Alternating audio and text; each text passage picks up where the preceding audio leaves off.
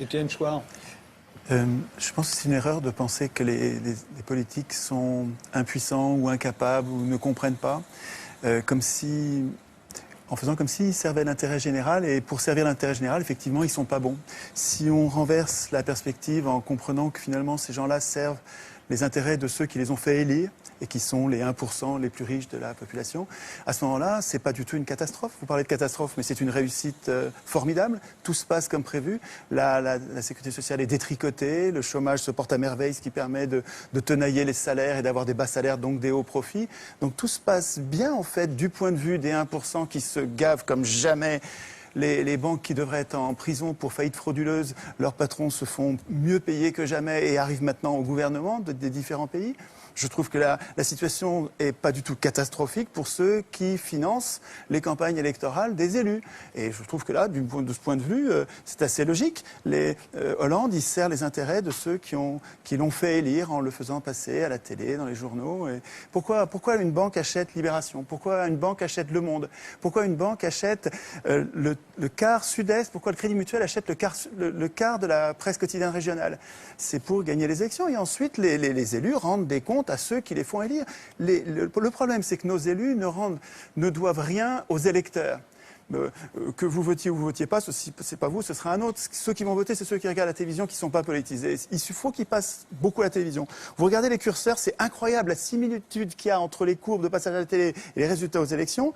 Il suffit de monter les curseurs des challengers, vous les montez à 10, 15%, ça va donner l'impression de la pluralité. Et puis les deux partis qui ont la même politique de droite dure, qui s'appelle gauche et droite, mais en fait ils ont la même politique pour les industriels et les banquiers, les multinationales en fait. Ben, vous les mettez au curseur plus haut et ils vont être élus l'un ou l'autre, en fait, peu importe, ils vont faire la même politique.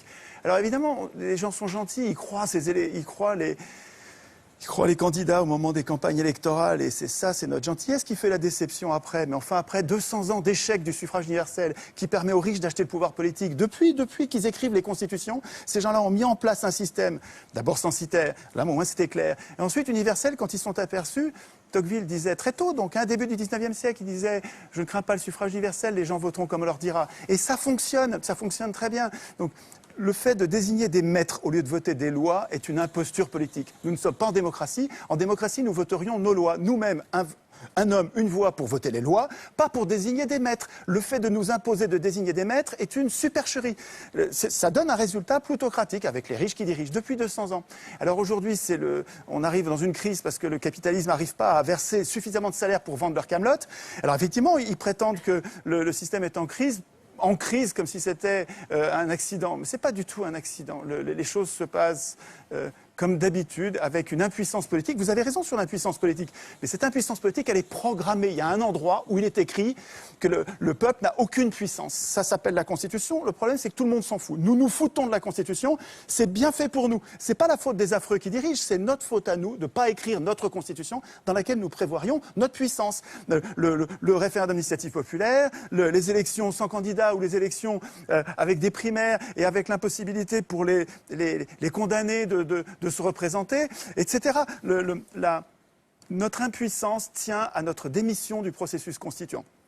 Et tant qu'on bavarde sur ce que font les représentants politiques qui sont les représentants des riches, on passe à côté de la cause de nos problèmes. Donc il me semble qu'en recentrant la réflexion sur la cause de nos problèmes, on arrive à trouver des solutions.